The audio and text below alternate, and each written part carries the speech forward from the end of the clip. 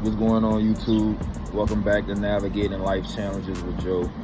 Man, in this video, dog, I'm reacting to one of, if not, in my opinion, one of the most important videos on YouTube right now. If you're a content creator and you're trying to grow your platform, or you're hoping to utilize this platform or any platform to quit your job, pay your bills, anything like that.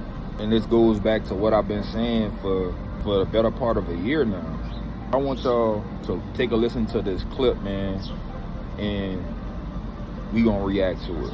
And my God, the space has changed, and I don't know if it's a better space for independent NBA YouTube content creators. I think back then there was a lot of passion into what was being put out there. I think back then we didn't really know even the monetization about all of this, but I think even in certain industries that we've talked about, motherfuckers are gonna figure shit out.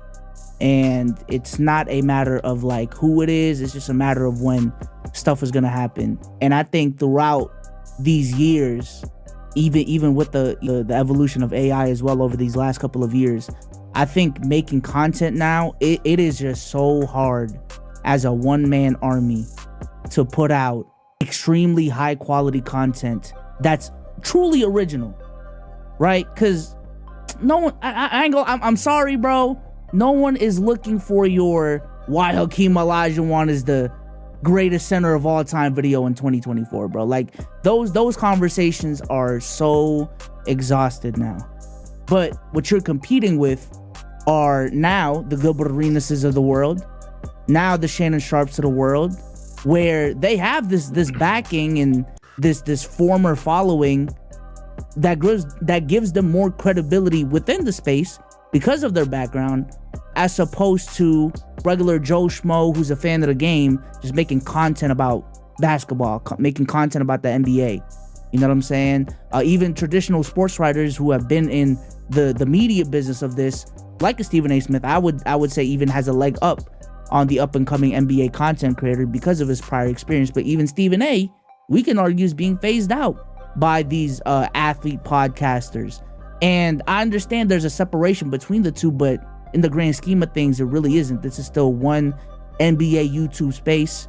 I have even made the claim over these last 2 years that, bro, Low, Dom 2K, Mike Korzemba, all of us, bro, I know we talk about the NBA media in like a third person lens, but bro, we are a part of the NBA media now. We are a part of the media cycle. And we're talking about creators now where they make enough money for this to be their living, but it's also not Kai Cenat money. It's also not agent money. When you go through these months where you just have writer's block, you don't know what content to make, you're not passionate about it, you feel forced. But it's also this thing that pays the bills. I'm pretty sure Tucker has a kid. You know what I'm saying? Like a family. Like, I don't know if they have a mortgage, but they got a mortgage. Shit feels different when that's the responsibility now. It's great that the NBA community has prospered to the point where you can pay bills to even that regard and even think about that shit. But it's also a tough space to be in 2024 compared to other niches where the cap, the potential is so much higher and things of that nature. I have a lot of the sentiments that Souls has in terms of the growth of it not necessarily being better. In terms of what I'm used to seeing and what I used to see when it came to NBA YouTubers, is not something that is sustainable for a long extended period of time because of how crazy drastic the offseason is, and depending on what kind of content that you do. A lot of it is being used up by these Gilbert Arenases, every retired athlete, or even current athletes. Hell, now we had this conversation on the mic. Hell, even rookies, even second-year players is stepping into the booth and getting them a microphone to have a podcast. Not gonna lie to you, the landscape of being an NBA content creator, hell, I would even look at places like TikTok to where they made it so much easier for people just to get their shit off versus having to be a script writer and having to do all this X, Y, Z to put out a great video.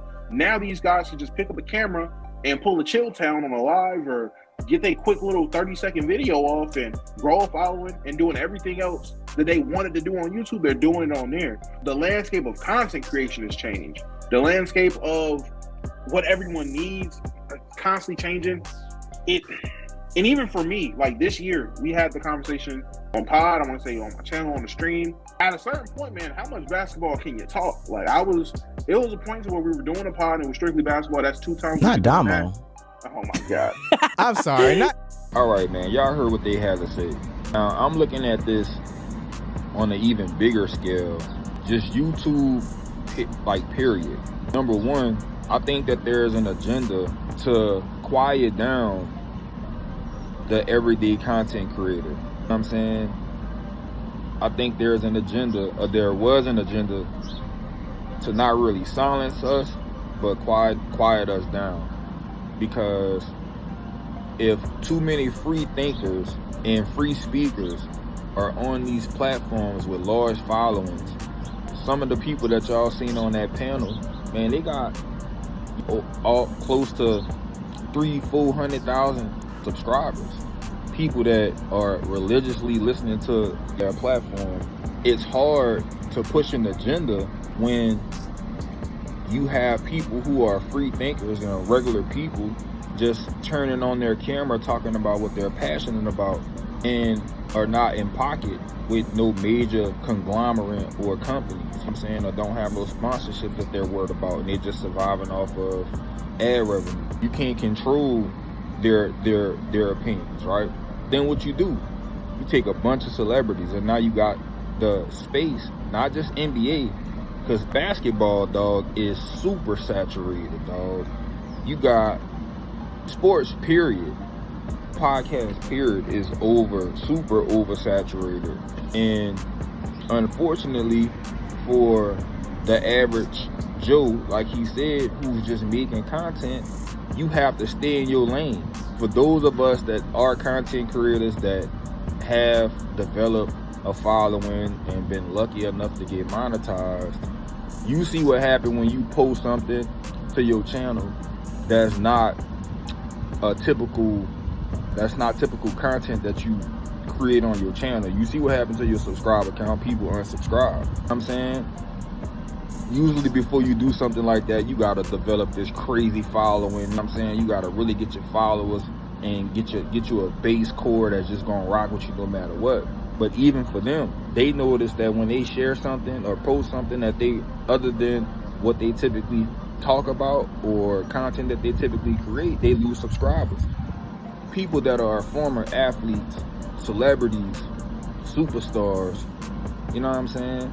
Especially if they're in the niche of their former career, like if they current or former basketball players like Paul George, right? You know what I'm saying? Jeff Teague, people like that, Steven Jackson, Matt Barnes. They didn't have awesome NBA careers, but guess what? They everybody know that they played in the NBA. So they got all of these stories and all of these little anecdotes that you and I don't have. You know what I'm saying? It's hard to compete with that, because if I'm looking to go watch somebody's channel or learn about basketball, I'm gonna go to the channel where the guy who played in the NBA is talking about basketball. You know what I'm saying? I'm gonna take his opinion over yours. You didn't play basketball. When you try to tell me that Halliburton is better than Trae Young, why would I take your opinion over Paul George's opinion? LeBron and JJ Redick had a podcast. Why would I not take their opinion? They played the game. You don't know. Person who is accepting the opinion of LeBron James and JJ Redick and Paul George and all of these other former athletes who are sponsored, right? They're paid sponsors of Underdog and all of these other sponsorships. Y'all gotta say a certain thing. You know what I'm saying? There's an agenda behind, even when they give y'all their opinion, there's an agenda behind it a lot of times. But if I'm joining YouTube, I'm gonna listen to them over you. You know what I'm saying? You gotta compete with that. Sports is just super duper oversaturated. And then you have like the Shannon Sharps of the world, right? Who can jump around different genres, who not only is a Hall of Fame football player, but also was a sports analyst and got to sit on set with Stephen A. and sat on set with Skip Bayless. You know You know what I'm saying? It's you can't compete with that. It's just hard to compete with that. And then you don't have the resources to compete. One of the things that I figured out, dog, about, and it's all coming out now, you got a lot of these scammers and scandals happening. But one of the things that I also learned about these social media platforms is advertising, dog. Having money to put behind your channel. I see a lot of content creators, dog, they make money. They making decent money on YouTube. But guess what? They're not investing in their channel. You know how you invest in your channel and grow your channel more? And I know everybody want to do it authentically, but putting money behind your channel. Having ads, spending money on ads for your channel. You dig? When you spend money on ads, guess what? The algorithm and the platforms, they put your video in front of more people. You know what I'm saying? And then if you spending thousands of dollars on ads, and every time somebody open their phone, they see you doing something, they see you somewhere talking about something, it ain't that your content is just that great. It's really just that you put more eyes on what you doing. Then it automatically tells people that, oh, you must be this great content creator. You must be doing your thing, because every time I open my phone, I see you. It's just like when a song come out, dog. When a song come out, the first time you hear it, you be like, man, that shit trash, man. Then the next thing, you keep hearing it and keep hearing it, then all of a sudden you start liking it. This is the same way. These people putting money behind their content, and they got the luxury to be on the inside of these major corporations and entertainment spaces, to where they can get sit downs with Cat Williams and Marlon Wayans. You know what I'm saying? So they're celebrities themselves and have a cult following. Here you come with your new YouTube channel, trying to get into something that's damn near impossible right now. It's damn near impossible. And YouTube doesn't allow you to grow organically no more, dog. You have to write a script. You have to do some toxic or outlandish ass, uncomfortable ass shit. You can't just, in a lot of categories, you can't just turn your phone on. TikTok allows for more organic growth. Everything feels organic. It feels real and authentic. You know what I'm saying? It don't feel scripted. You don't need a whole bunch of graphics and pictures and videos, overlays and all of that stuff, man. People coming on the platform just to listen to you. You know what I'm saying? You like he said, you can take 30 seconds and just get off, and that might blow up. You know what I'm saying? It feels more organic. I just recently hopped on TikTok, and every video I post at least get 200 to 300 to 400 views.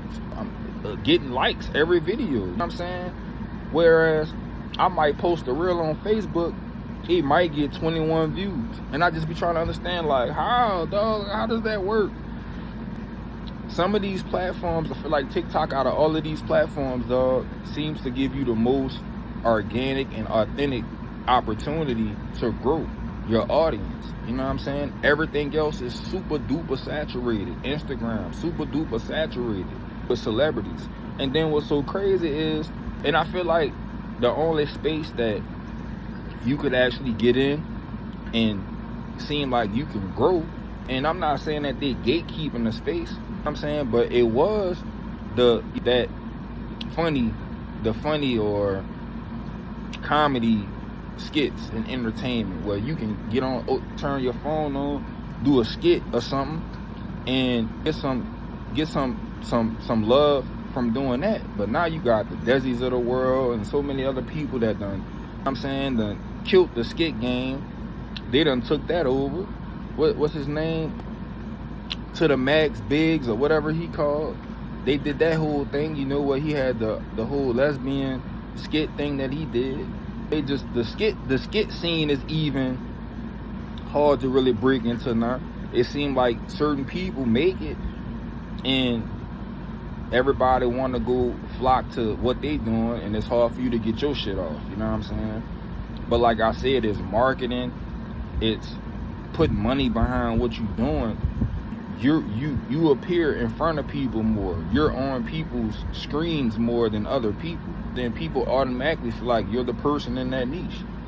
I feel like the relationship niche is probably relationship, health, wealth. Those are niches that are capless. Like, you can go as far as you want in those niches, dog. Once you grow your audience, bro, them people come in, they come and check out your channel. If you look at my channel, bro, I went from car content to then I was doing sports, but then it's kind of like, how much LeBron James versus Michael Jordan content do I really want to do? You know what I'm saying? Like, that, it get played out. And then it's so many former athletes in the space, dog. You can't. I think Dreamers Pro and Gil's Arena, that whole back and forth that they had kind of opened my eyes to the fact that the only way to compete is to really go at them, to go at the former athletes that are podcasting now. That's how you really compete. That back and forth that they had blew his channel, blew Dreamers Pro channel up, dog. You know what I'm saying? It made a lot of sense to me, the angle that was taken. I'm not saying that it was a strategic play, but it was smart. You know what I'm saying? It was smart. The only way, because they wondering what's the next thing. A lot of people on the panel, they do other things. Yeah, they're on other shows. But I think what's missing from what they do is they not being competitive. You know what I'm saying? They was trying to stay in their own lane and grow, in my opinion. And with the athletes taking over and, you know, kind of diluting the space, man, you gotta go at the athletes. You gotta go at Gilbert Arenas whenever he have takes, because you got a big enough following to get their attention. And then once they all start going back and forth, that's gonna blow your channel up. You know what I'm saying? You gotta eat as they eat now, because it's really their space. It's no longer 2012 and 13, 14, 15, where YouTube is just kind of there. It's not really what it is today. And you can turn on the camera and grow your audience and just talk and just give your opinion. You know, you got to compete with these Paul Georges and Jeff Teagues. It's so many, dog. It's over 40 former athletes that got podcasts. They wives got podcasts. You know what I'm saying? The coaches got podcasts. It's too much, dog. LeBron James and DJ Redick got a podcast. Guess what? LeBron James' wife Savannah got a relationship podcast where she talk about relationships. So she in the relationship niche and gonna get views because she's Savannah James. You know what I'm saying? It's hard, dog. You gotta really do something outside of what everybody else is doing to really grow your channel, bro, and really make what you doing unique. It's almost like it has to involve them, the celebrities. You gotta be covering them or going at them and getting on the same platform with them. You can't just do your own thing, because you gonna get stuck. Because everybody, if you talking about NBA, or if you talking about NFL, you gonna go to the Pat McAfees and the Paul Georges and the Brandon Marshalls. You know what I'm saying? I Am Athletes. You got the Pivot. Man, you got too many platforms, and the Pivot talk about everything. They don't just talk about sports. They talk about everything. You know what I'm saying? The I Am an Athlete talk about everything. And they celebrities. They in that world. What's the chick name that was with Diddy? I can't think of her name. What is her name, man? Karuchi? No, it ain't Karuchi. What's her name, man? What's that chick name, dog? But she got a podcast, you know what I'm saying? She just recently had Tia Kemp on her show. It's crazy, dog. It's hard to really break into this with the celebrities kind of jumping into the space. At one point, everything was separated, where they had their entertainment space, and YouTube was just YouTube. It wasn't really their thing, you know what I'm saying? Now they on every social media platform. They taking over, you know what I'm saying? They taking all of the funding and resources from regular average Joes. If you a regular average Joe, it's gonna be hard for you to make it on these platforms, bro. Unless you go at them and get their attention, dog. You know what I'm saying? You gotta do more than just YouTube and get paid from ad revenue. You gotta have some shirts, you know what I'm saying? You gotta scale your YouTube. For real. But man, definitely wanted to hop on here and talk to y'all about this right here, bro. I think this is one of the most important videos that I've seen on YouTube in a while, just because of the conversation that it leads to, that it encourages us to have as content creators, man. Y'all let me know what y'all think about this one, man. Drop your comments down below. If y'all enjoyed this video, please hit that like button. And on more videos like this, man, y'all go ahead and subscribe to the channel, man, and I'll see y'all on the next one. Peace.